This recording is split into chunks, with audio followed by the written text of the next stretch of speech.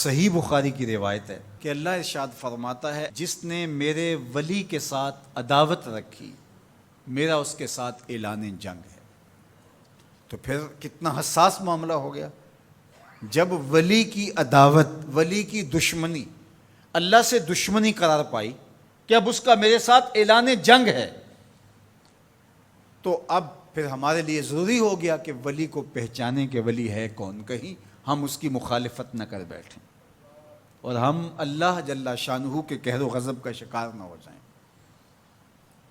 تو یہاں اسی حدیث میں جو بخاری کی میں نے آپ کے سامنے رکھی کہ میرا بندہ فرائض کی ادائیگی کے بعد کثرت نوافل سے میرا قرب حاصل کر لیتا ہے، پھر آنکھیں اس کی ہوتی ہیں، قوتیں میں ڈال دیتا ہوں، ہاتھ اس کے ہوتے ہیں لیکن پکڑنے کی توانائی خاص اس میں ڈال دی جاتی ہے۔ فَكُنْتُ سَمْعَهُ الَّذِي يَسْمَعُ بِهِ، کان اس کے ہوتے ہیں لیکن وہ میری اس دی ہوئی خاص قوت سے سنتا ہے۔ ہاتھ اس کے ہوتے ہیں لیکن پکڑائی کی قوت خاص طور کے اوپر میں اس میں ڈال دے۔ پاؤں اس کے ہوتے ہیں لیکن وہ میری عطا کردہ خاص قوت سے چلتا ہے۔ آصف بن برخیہ آنے واحد کے اندر تخت بلقیس لے آیا کہ نہ لے آیا؟ قرآن نے بیان کیا ہے نا، آنے واحد میں 1 مہینہ جاتے ہوئے لگتا تھا، 1 مہینہ آتے ہوئے لگتا تھا۔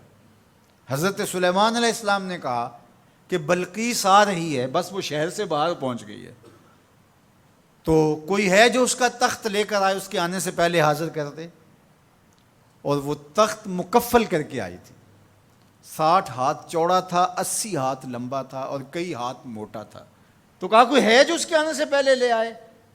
قال عفریت من الجن، ایک جن کھڑا ہو گیا، کہا حضور میں لے آتا ہوں۔ کب لاؤ گے؟ کہا کہ مجلس برخاست ہونے سے پہلے پہلے تخت آ جائے گا۔ بڑی بات تھی، لیکن سلیمان نے کہا نہیں، مجھے اس سے بھی پہلے چاہیے۔ کیا شان ہے، پیغمبر تھے، کہا مجھے اس سے بھی پہلے چاہیے۔ تو پھر کیا ہوا؟ قرآن پڑھیے، قال الذی عندہ علم من الکتاب، جس کے پاس کتاب اللہ کے علم کا کچھ حصہ تھا۔ زبور ساری کا عالم نہیں تھا، زبور کی کچھ آیتوں کا عالم تھا۔ اس نے کہا آنا آتی کا بہ، جی حضور میں لے آتا ہوں۔ یہ تو دوپہر تک لا رہا ہے، تم کب لاؤ گے؟ کہا قبل ان یرتد الیک طرفک، آپ آنکھ بعد میں جھپکیں گے، تخت پہلے پڑا ہوگا۔ یہ قرآن نے کہا ہے نا۔ اور ابھی حضرت سلیمان نے آنکھ جھپکی نہیں تھی تو تخت سامنے پڑا تھا۔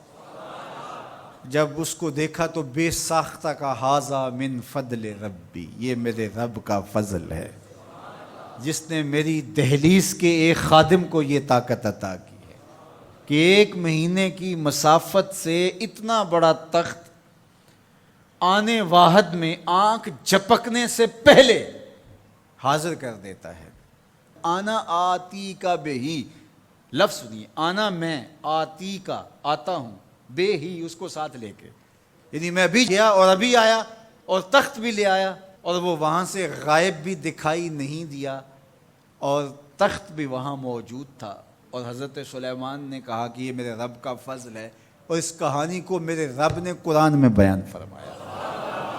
جو کرامات پچھلے انبیاء علیہم السلام کی امتوں کے اولیاء کو حاصل تھیں، وہ اس امت کے اولیاء کو بھی حاصل ہو سکتی۔ جس طرح حضور نبیوں سے افضل ہیں، حضور کی امت باقی امتوں سے، اور حضور کی امت کے اولیاء باقی امتوں کے اولیاء سے افضل ہیں۔ تو جب ان کی یہ کرامت ہو سکتی ہے کہ آنے واحد میں تخت بلقیس لا سکتے ہیں، تو اگر اس امت کے کسی ولی کی ایسی کرامت بیان کی جائے تو اس میں طبیعت میں بے چینی کیوں پیدا ہو؟ یہ تو حضرت سلیمان کی امت کے ولی کو بھی اللہ کمال دیا ہے، تو محمد عربی کے غلام کو کیوں نہیں دے سکتا؟ تو جو حضرت شاہ نقش بند بخاری علیہ رحمہ کا ذکر کیا جاتا ہے کہ جب آپ کی خادمہ کو اور آپ سے عقیدت کا دھم بھرنے والی خاتون کو کابل میں محل کی چھت سے دھکا دے دیا گیا، اور جب وہ نیچے پہنچی تو حضرت شاہ نقش بند بخاری علیہ رحمہ نے اس کو جو ہے وہ آسانی کے ساتھ زمین پہ رکھ دیا، تو حیرت سے آنکھیں پھٹی رہ جاتی ہیں اور پوچھتی ہیں کہ آپ کب آئے، آپ تو بخارے میں تھے؟ تو برجستہ بولتے ہیں تو از چبارہ آمدی من از بخارا آمدن، تو چبارے سے چل پڑی تھی، میں بخارے سے چل پڑا تھا۔ تو یہ حضور کے غلاموں کی شان ہے، اور یہ کوئی جو ہے وہ بعید نہیں ہے۔ باقی رہی بات یہ عقل نہیں مانتی، تو معجزہ اور کرامت ہوتے ہی وہی ہیں جو عقل انسانی کو عاجز کر دیں۔ جو عقل میں آ جائے وہ تو فن ہوگا۔ ما یعجز بہ العقل، عقل کی جہاں پہنچ نہ ہو، جو ظاہری اسباب سے ماورا ہو، جو چیزیں ما فوق الفطرت ہوں، تو انہیں ہی تو کرامت، قدرت یا معجزہ کہا جاتا ہے۔ اور اگر وہ عقل اور فہم اور ادراک میں آ جائیں تو پھر جو ہے وہ کیا ہو۔ تو اس کی نظیر ہمارے پاس قرآن میں موجود ہے۔ اب اللہ کا ولی کون ہوگا؟ حضور علیہ السلام سے پوچھا گیا، ابن مردوی اور باقی لوگوں نے روایت کیا کہ حضور ولی کون ہے؟ تو حضور علیہ السلام نے ارشاد فرمایا، اذا رؤوا ذکر اللہ، جس کو دیکھو خدا یاد آ جائے، جس کو دیکھنے سے رب یاد آ جائے، جس شخص کی صحبت میں بیٹھ کے رغبت دنیا کم ہو اور رغبت آخرت بڑھ جائے، اس کی صحبت غنیمت سب۔ اچھا، قرآن نے جو ولی کی علامت بیان فرمائی وہ یہ ہے، الذین آمنوا وکانوا یتقون، یعنی ولی کی جو علامتیں ہیں وہ ایمان اور تقوی